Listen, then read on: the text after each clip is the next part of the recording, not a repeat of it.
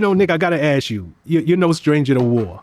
It feels like every day that passes, we are one step closer to a potential war in Iran. Yeah. You said America is due for a war. Do you think that this is it? I don't think this is going to be the big one. America's always like due for a war. That's their that's their thing. You know what I'm saying? It's damn near their MO at this point, you feel me? I think the war that I'm referring to is like going to be internally, a war internally. The war with Iran, that's been preached about, talked about. We've been wanting that war since, I can remember. I know for sure when I was. Like the previous one.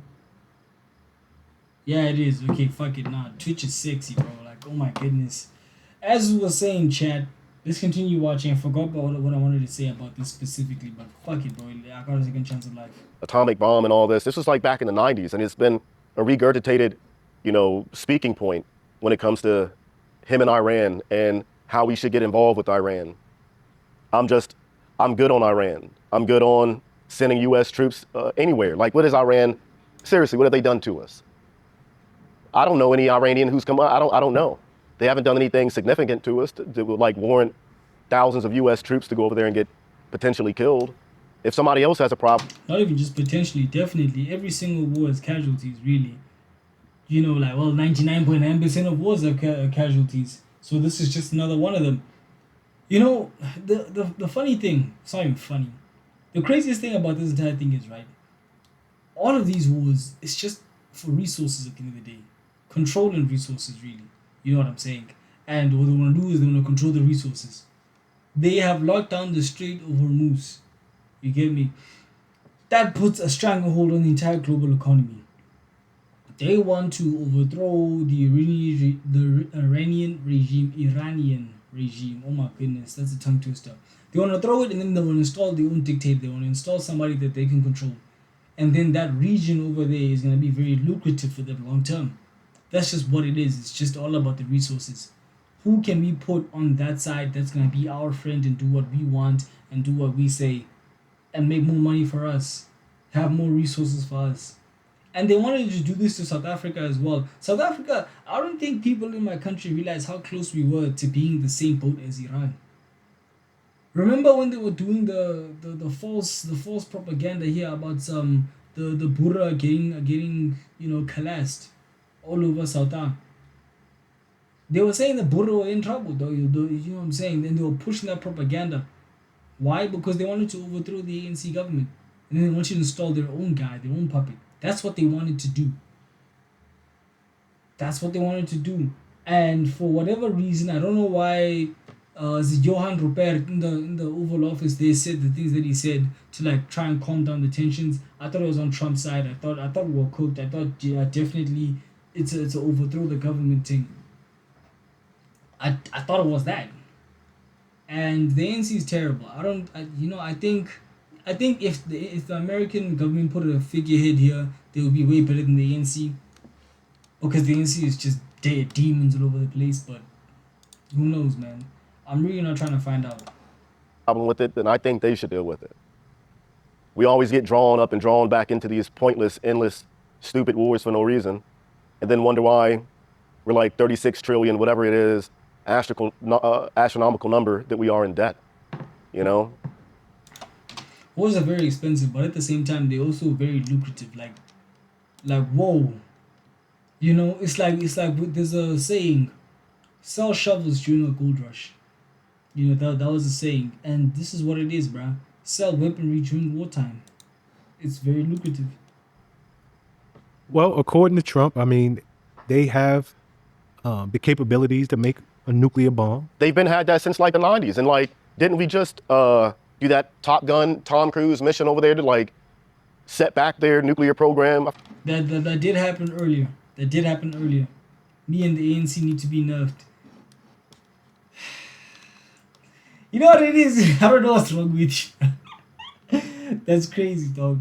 But I remember something, right? Like, remember last year, there was a point where the American government, they shot, let's just say they shot up some mountains in Iran saying, oh, these are nuclear facilities and things of that nature, right? They did that entire thing, right? That entire demonstration, flex their muscles, which is like, okay, great, fine, do your thing, right? I suppose. And then now they're like, oh well, they still have this and that. So okay, cool, yeah, it was a smoke screen. They were saying we don't want them to have a nuclear program, but it's like, oh, you're just disarming them because you wanted to invade all along. That's what you wanted to do. I remember in South Africa, right? This is something that's commonly said in and amongst my people. They say that these people influenced us to shut down our nuclear program. After the apartheid regime fell, we gave over our nuclear arms. Our nuclear program was shut down, which is insane. That's like someone with a big fucking gun. That's like, wait, hey, give me your gun, and then I give him my gun. It's like, no, you have a big fucking gun. I also have a big fucking gun. Why am I giving you my gun? You know what I mean? It was just moronic, to say the fucking least. I forget how long it was, and here we are with the same talking point. Like, what was all that about? You know? They've been weeks away, months away since like the 90s, and they ain't have one yet. So I'm starting to, sounds a lot like propaganda to me. Nah, and it's interesting because you were talking about Benjamin. Bullies in suits, yeah, bullies in suits, bro. Bullies in suits. That's just what it is. The craziest thing about America, I remember an American streamer that I was watching said, it's funny how you can enlist to join the military in America at the age of 18, but you can't buy alcohol at the age of 18. Weird. Netanyahu, you can literally go back for 20 years and find clips of him saying that same talking point. Yep. Like literally. Yep. It's the craziest thing. Like you can find. And this is the thing people don't get about the media. The reason why he could say that all those years back is not because it was true, but because he's trying to prepare you for the reality. He's trying to give you excuses for yourself to tell yourself later. The media has this crazy way of telling you the future. They don't tell you we're in a drought right now. They tell you there's going to be a drought. The reason why they tell you that is not to inform you, but so that you get comfortable with the idea of it happening. So they keep telling you it's gonna happen, and after once it finally happens, it's like, oh well, we knew it was gonna happen. It was already happening. They ease you into the reality of this. They ease it to you, and that's the dangerous thing with it. They make you accept it before it even happens, and then they do it. That's just what it is. Clips every year on the year. Yep. Of him with that same exact talking point for over 20 years. That should scare us to even want to support or even acknowledge a potential war with Iran based on those little speaking points that's been going back for 20 plus years. That should be enough to warrant every bit of caution from every American, voting American, out there. But propaganda, it's another pointless, endless war that they want to, draw us into. It's like the war in Iraq, the weapons of mass destruction. And they had satellite. And they kept using that thing, weapons of mass destruction. Photos and all this shit about. Everyone's got weapons of mass destruction, bro. Missile is dangerous. And it turned out to be nothing, So I can only believe so much. Just because you show me a grainy image of something that looks like a rocket. I don't know what that rocket is. Could be a fucking Roman candle for all I know. I don't know what it is. AI now and all this shit. You don't know what to believe. The Bible warned us about times like this, though. You don't know what to believe. You're right. You're absolutely right. But be it as it may, as we speak, Trump has over 250 aircrafts across the Middle East. It's the largest military buildup in the region since at least 2003. And half of the Navy is stationed outside of Iran. It's wild. So this ain't just words. No. It's potential for war, yeah. But again, I think there has to be some type of congressional hearing or, gotta have the declaration from Congress to even go to war. But yeah, man, Trump has clearly shown that he's gonna fly over any approval. He's not gonna seek any approval. He's gonna do what he wants. Look at Venezuela. Look what happened to Maduro. Is his name Maduro? Fuck him. I don't know his name. Forgot his name. But look at that. I already forgot his name. They just took him in the middle of the night. Who's heard of him since? I don't know. What's happened to that nigga? What's happening in Venezuela right now? And look how, like I said earlier, it's all about a war for resources. They took Venezuela's oil. And this is how funny that the dogs connect. They took Venezuela's oil. And after they went to war with Iran. And Iran closed the Strait of Hormuz, which delivers 20% of all the world's oil, right? So So now you look at it, you're like, wait, hold on. They took Venezuela's oil in order to compensate for the drop off and the loss that they're gonna incur from the Strait of Hormuz closing. Low key a bit of a masterstroke because they're like, wait, listen, if we fight these guys, we're going to lose a lot of oil. And Japan's economy, most of the oil comes from Iran as well. You get me? The prime minister over there, or whoever the fuck, said that the economy might not last up until like over a year period without this oil. So America can just put their dollars into the Venezuelan oil, sell it to Japan.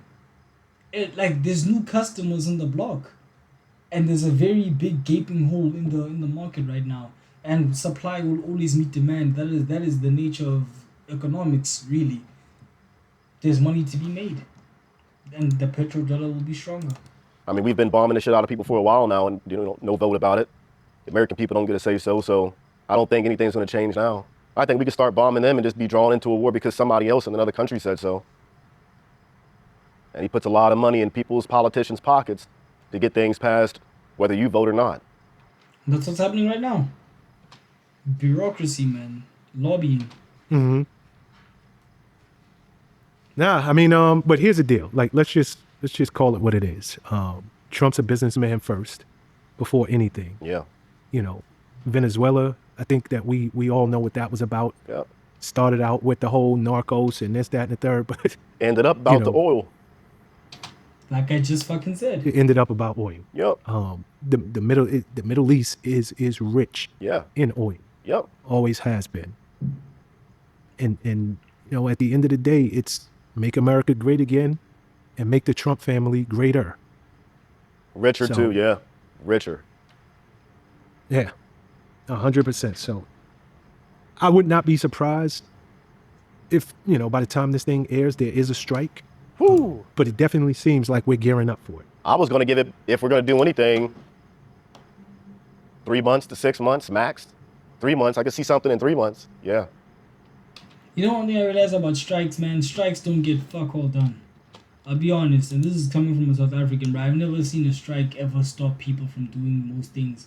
Only taxi strikes where they shut down the fucking economy. That's the only time I've seen these things work. Otherwise, I've never seen a strike work.